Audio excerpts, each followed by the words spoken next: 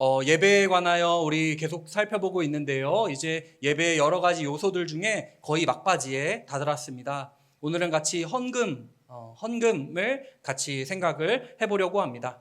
우리는 예배당에서 헌금을 내고 들어옵니다. 어떤 분들은 얘기를 하셨습니다.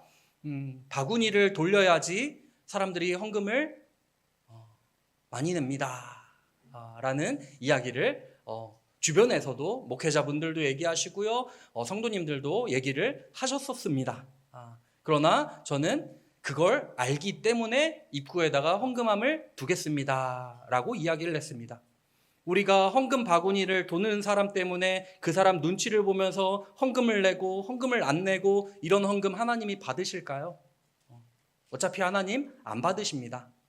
그래서 아예 입구에 헌금함을 설치해서 우리가 온전한 마음으로 하나님께 헌금을 합시다라는 마음으로 우리는 입구에 헌금함을 설치해 놨습니다. 그리고 예배의 마지막 시간에 축도 전에 헌금을 하나님께 드리며 기도하는 순서를 우리가 가지고 있습니다. 예배에 여러 가지 요소들이 있지만 그 중에 헌금이라는 순서도 분명하게 있습니다. 찬양할 때는 하나님께 영광을 올려드린다, 하나님이 내 마음을 위로해 주신다 하는 마음으로 우리가 찬양을 하고, 기도할 때에는 하나님께 마음을 올려드린다라는 생각으로 또 기도를 하고, 말씀을 들을 때에는 하나님께서 나에게 말씀하신다라는 우리가 그 마음 가지고 말씀에 임하는데, 헌금 시간은 그저 신앙생활을 하는 사람이라면 반드시 해야 하는 의무 중에 하나다라고 여겨질 때가 있습니다. 예배의 한 요소로서 헌금을 생각하지 못할 수가 있다는 겁니다. 성경은 헌금을 하나님께 드리는 예배로 말씀을 하고 있습니다. 구약의 제사를 생각해 보십시오. 언제나 제물을 가지고 그리고 성전세를 내면서 나아가지 않았습니까? 그러나 우리가 헌금에 대해 익숙하게 가지고 있는 생각들 중에 성경과 조금 다른 오해들이 있어서 그 오해 두 가지를 우리가 짚고서 오늘 본문으로 같이 들어갔으면 좋겠는데요. 예를 들면 우리는 종종 이런 간증을 듣게 됩니다. 하나님께 드리기로 결단을 했더니 어떻게 됐다? 11조가 10배가 되었다. 이런 간증, 익숙한 간증이죠. 특별히 부흥사가 옛날에 많이 활동하고 할 때 이런 간증 많이 유행을 했습니다. 그리고 11조를 하고 부자가 된 사람으로 꼭 언급되는 인물이 하나 있는데 미국의 록펠러라는 인물입니다. 그가 어떤 인물이냐 하면 남북전쟁이 미국에서 일어난 다음에 석유 사업에 처음으로 뛰어들었던, 그래서 석유 사업을 다 사로잡고 아주 거부가 되었던 인물입니다. 그런데 그는 어렸을 때부터 어머니가 얘야, 너의 오른손 주머니에는 항상 11조를 넣고 다녀라. 그래서 언제나 11조를 꼭 하여라. 라는 그 어머니의 가르침에 따라 항상 언제나 11조를 꼼꼼하게 하나님께 올려드렸고, 그렇게 올려드린 결과 미국 최고의 거부가 되었다라는 유명한 예화가 있습니다. 그러니까 여러분 11조 잘 하시면 여러분 록펠러와 같이 거부가 될 것입니다. 이런 예화인 거죠. 혹시 들어보신 적 있으신가요? 록펠러라는 기독교 책도 심지어 나와 있는데, 그러나 정작 그는 어떤 인물이었을까요? 석유 사업을 불법으로 점유를 했고, 노동력을 착취했고, 산업 스파이 행위를 저질렀고, 정치인, 로비 등으로 비윤리적인 인물입니다. 그래서 강대상에서 예화로 등장할 수가 없는 대표적인 인물 록펠러입니다. 요즘에는 다니엘 기도회 같은 데에 간증하러 나오는 사람 중에 꼭 기업 사장들이 이런 록펠러 같은 식의 간증을 하고는 합니다. 이런 간증의 잘못된 점은요, 우리가 헌금을 하나님께 많이 드리면 하나님은 더 많이 우리를 챙겨주시는 것처럼 이해하게 된다라는 점입니다. 그러면 헌금은 감사가 아니라 투자가 되는 거죠. 이거 10분의 1 내면 100배로 갚으십니다. 이건 투자 아닙니까? 하나님께 드리는 예배가 아니라 더 큰 복을, 더 큰 자본을 얻기 위한 조건이 되어버리고 만다라는 것입니다. 내가 하나님께 드렸으니까 하나님은 나에게 더 주실 것이다. 이런 마음, 이런 생각이 자리를 잡게 되면은요, 헌금은 더 이상 하나님께 대한 감사의 표현이 아니라 예배 중에 한 요소가 아니라 하나님과의 거래가 되고 맙니다. 하나님은요, 우리가 무언가를 드리면 그만큼 계산해서 더 얹고 돌려주시는 분이 아니십니다. 하나님은 우리의 헌금을 거래 조건으로 받지 않으십니다. 또 어떤 사람들은 어떤 오해를 하냐면요, 헌금을 내 돈의 일부를 하나님께 드리는 것이다 라고 오해를 합니다. 우리가 이렇게 생각하기 쉽습니다. 이것은 내가 수고해서 번 돈이고 하나님이 도와주셔서 번 것이니까 그 가운데 일부를 하나님께 드린다. 마치 내 소유 중에 얼마를 떼어서 하나님께 드리는 것처럼, 수수료를 떼는 것처럼, 3.3% 떼는 것처럼 이렇게 헌금을 생각할 수 있다는 겁니다.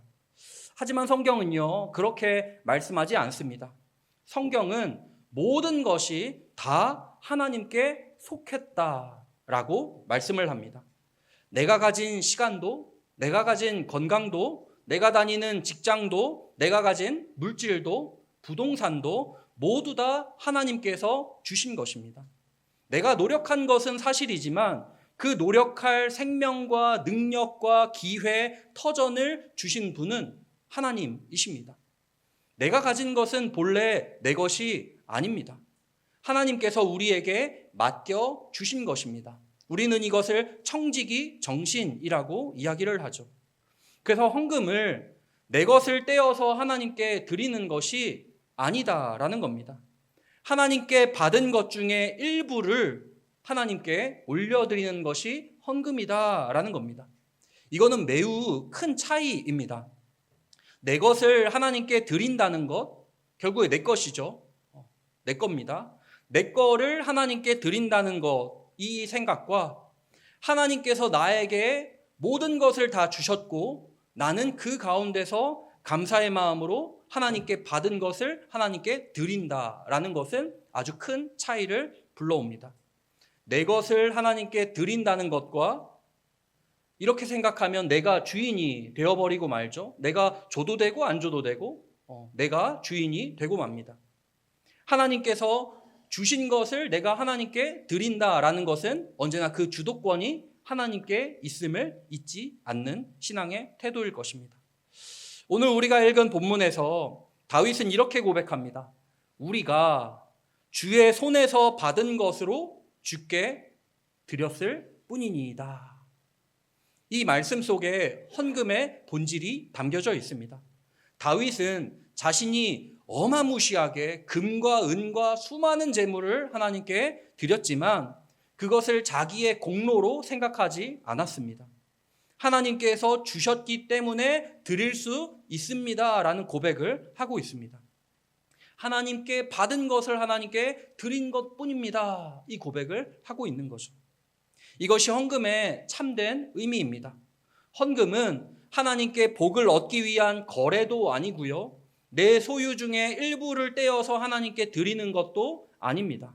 헌금은 하나님께서 우리에게 베풀어 주신 모든 은혜를 기억하면서 믿음과 감사로 하나님께 올려드리는 거룩한 예물입니다. 오늘은 이 말씀을 통해 헌금의 의미를 다시 한번 생각해 보고 참된 예배의 순서로서 헌금을 같이 세 가지로 생각해 보면서 우리가 은혜를 나눴으면 좋겠습니다. 먼저 첫 번째로 헌금은 하나님의 주권을 인정하는 믿음의 고백입니다. 믿음의 고백이지요. 오늘 본문에서 다윗은 이렇게 고백합니다. 천지에 있는 것이 다 주의 것이로소이다. 천지에 있는 것이 다 주의 것이로소이다 고백합니다. 그리고 이어서 얘기합니다. 부와 귀가 주께로 말미암고. 이 말씀은 헌금의 가장 근본적인 의미를 우리에게 보여줍니다. 우리는 종종 헌금을 내가 가진 것 중에 일부를 하나님께 구별하여 드리는 것 이렇게 생각을 합니다. 내가 열심히 일해서 번 돈, 내가 수고해서 얻은 물질 가운데 얼마를 하나님께 드린다라고 여기는 겁니다. 하지만 다윗의 고백은 다릅니다. 다윗은 이 모든 것이 다 하나님께 속한 것입니다 라고 고백을 하고 있습니다. 이 고백이 중요한 이유는요, 사람은 누구나 자기가 가진 것을 자기 것이라고 여기기가 쉽기 때문에 그렇습니다. 내 시간도 나의 것 같고, 내 건강도 나의 것 같고, 내 재물도 나의 것 같습니다. 내가 노력해서 얻었으니 내 것이라고 생각하기가 쉬운 것입니다. 내 것이니까 내 마음대로, 내 기분대로, 내 상황에 따라 얼마든지 내가 기분대로 할 수 있다는 거죠. 물론 우리가 수고한 것은 사실입니다. 그러나 그 수고할 수 있는 생명도 하나님이 주셨고, 일할 수 있는 건강도 하나님이 주셨고, 일할 수 있는 환경과 기회까지 하나님께서 다 주셨습니다. 그래서 우리가 가진 모든 것의 근원은 하나님이십니다. 다윗은 이것을 알았기 때문에 부와 기가 주께로 말미암고라고 고백을 하고 있습니다. 이 사실을 인정하는 사람이 드리는 헌금은요, 단순히 돈을 내는 행위가 아닙니다. 헌금은 하나님, 이 모든 것이 다 주님의 것입니다 라고 고백하는 믿음의 행위입니다. 내 물질의 주인이 내가 아니라 하나님이심을 인정하는 것입니다. 그래서 헌금은 돈의 문제가 아니라 주인의 문제입니다. 물질을 내가 주인으로 붙들고 있으면 헌금이 아깝고 부담스럽습니다. 그러나 하나님이 주인이심을 우리가 인정하면 헌금은 하나님께 마땅히 드려야 할 예배가 되고 맙니다. 우리가 헌금을 드릴 때 사실은 돈을 드리는 것이 아닙니다. 하나님은 내 삶의 주인이십니다 라는 믿음의 고백을 하나님께 드리는 것입니다. 내 재정의 주인도 하나님이시고 내 삶의 주관자도 하나님이시라는 것을 인정하면서 믿음의 고백을 하나님께 드리는 것입니다. 헌금은 마지막 그 하나님의 주권을 인정하는 예배의 순서입니다. 입구에서 우리가 헌금을 내고 들어오고 예배 마지막 순서의 헌금을 위해 기도할 때 우리가 하나님, 모든 것이 주께로부터 왔습니다. 주님의 것을 주님께 돌려드립니다 라고 고백하기를, 그런 마음으로 우리가 헌금에 임할 수 있기를 간절히 소원합니다. 두 번째로, 헌금은 감사와 사랑을 하나님께 드리는 것입니다. 오늘 본문에서 다윗은 하나님께 예물을 드린 후에 이렇게 고백을 합니다. 우리 하나님이여, 이제 우리가 주께 감사하오며 주의 영화로운 이름을 찬양하나이다. 다윗은 많은 예물을 드리고서요, 그것을 자랑하지 않습니다. 오히려 하나님께 감사와 찬양을 올려드리고 있습니다. 이것이 헌금의 본질입니다. 헌금은 하나님께 감사와 사랑을 표현하는 예배의 시간입니다. 우리가 하나님께 드릴 수 있는 이유는 먼저 하나님께로부터 우리가 받은 것이 있기 때문입니다. 하나님께서 우리에게 생명을 주셨고 오늘도 살아갈 은혜를 주셨고 필요한 모든 것들을 공급해 주셨기 때문에 우리가 오늘을 살아가고 있습니다. 무엇보다 우리에게 예수 그리스도를 통해 영원한 생명을, 구원을 우리에게 허락해 주지 않으셨습니까? 우리는 하나님의 크신 은혜를 이미 받은 사람들입니다. 그렇기 때문에 헌금은 무엇인가를 얻기 위해 드리는 것이 아니라 이미 받은 은혜가 너무나 감사해서 하나님께 감사와 사랑을 올려드리기 위해 드리는 것이 헌금이다라는 겁니다. 감사가 있는 헌금은요, 예배가 되지만 감사가 없는 헌금은 의무가 되고 부담이 되고 맙니다. 그래서 성경은 고린도후서 9장 7절에서 뭐라고 얘기합니까? 각각 그 마음에 정한 대로 할 것이요 인색함으로나 억지로 하지 말지니 하나님은 즐겨내는 자를 사랑하시느니라. 하나님은 액수보다 중심을 보십니다. 억지로 드리는 손보다 감사로 드리는 마음을 기뻐하십니다. 많이 드리는 것이 중요한 게 아니라 감사함으로 드리는 것이 중요합니다. 왜냐하면 헌금은 하나님을 향한 마음을 드리는 것이기 때문입니다. 예수님도 내 보물이 있는 곳에 내 마음도 있느니라 말씀을 하셨습니다. 우리의 마음은 우리가 가장 귀하게 여기는 곳으로 향하게 됩니다. 그래서 헌금은요, 단순히 돈을 드리는 행위가 아니라 우리의 마음이 하나님께 있음을 고백하는 행위가 되는 것입니다. 우리가 하나님을 사랑하기 때문에 드리는 것이고요, 하나님께 받은 은혜가 감사하기 때문에 드리는 것입니다. 찬양으로 사랑을 표현하고 기도로 사랑을 표현하듯이 헌금으로도 하나님께 대한 사랑을 표현하는 것입니다. 헌금은 하나님께 받은 은혜를 기억하며 감사와 사랑을 올려드리는 거룩한 예배의 순서 중 하나입니다. 그래서 우리는 하나님 주신 은혜에 감사합니다. 하나님을 찬양하며 하나님을 사랑합니다. 이 마음으로 헌금을 드릴 때 이 헌금은 참된 예배가 되는 것입니다. 헌금을 드릴 때마다 하나님께 대한 감사와 사랑으로 하나님, 제가 하나님께 너무나 감사합니다. 하나님께 사랑의 고백을 올려드립니다. 이 마음으로 헌금에 임하는 우리 모두가 되기를 간절히 소원합니다. 마지막 세 번째로 헌금은 하나님을 신뢰하는 믿음의 표현입니다. 오늘 본문 14절에서 다윗은 이렇게 고백합니다. 우리의 모든 것이 주께로 말미암아 싸우니 우리가 주의 손에서 받은 것으로 주께 드렸을 뿐이니이다. 이렇게 얘기합니다. 이 말씀은 단순히 하나님께서 모든 것을 주셨다라는 고백만은 아닙니다.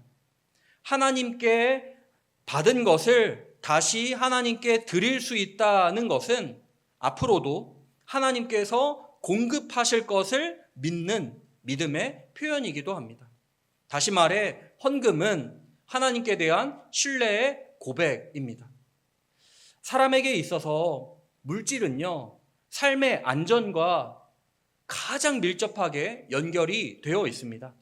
돈이 있으면 안심이 되죠. 돈이 없으면 불안해집니다. 그래서 사람은 본능적으로 움켜쥐려고 합니다. 더 많이 가지고 있어야 안전하다라고 생각을 합니다. 그런데 헌금은 그 움켜진 손을 펴는 행위입니다. 움켜진 손을 피는 행위이죠. 내 손에 있는 것을 하나님께 드린다는 것은 하나님, 내가 이 물질보다 하나님을 더 신뢰합니다 라고 고백을 하는 것입니다. 눈에 보이는 재물을 의지하지 않고 보이지 않는 하나님을 의지하는 믿음의 행동이 바로 헌금입니다. 그래서 헌금은 물질의 많고 적음보다 믿음의 깊이와 관련이 있습니다. 가진 것이 많아서 넉넉해서 살만해서 드리는 것이 아니라 하나님을 신뢰하기 때문에 드리는 것입니다. 가진 것이 넉넉해서 드리는 게 아니라 하나님이 나의 공급자이심을 믿기 때문에 드리는 것입니다. 이런 의미에서 헌금은 하나님께 내 믿음을 드리는 행위라고 이야기를 할 수 있습니다. 내가 가진 물질이 나를 지키는 것이 아니라 하나님이 나를 지키신다는 그 믿음. 내가 가진 재산이 내 삶을 책임지는 것이 아니라 하나님이 내 삶을 책임지신다는 그 믿음.